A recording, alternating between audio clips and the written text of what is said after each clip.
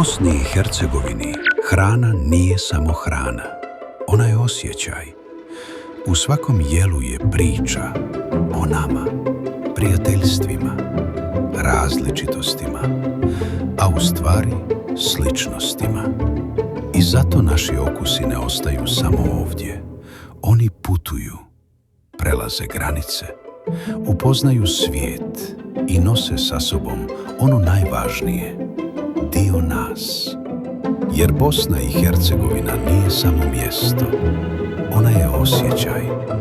I gdje god da odu naši okusi, oni uvijek govore istim jezikom, jezikom topline, zajedništva i doma. Iz srca Bosne i Hercegovine do stolova Evropske unije.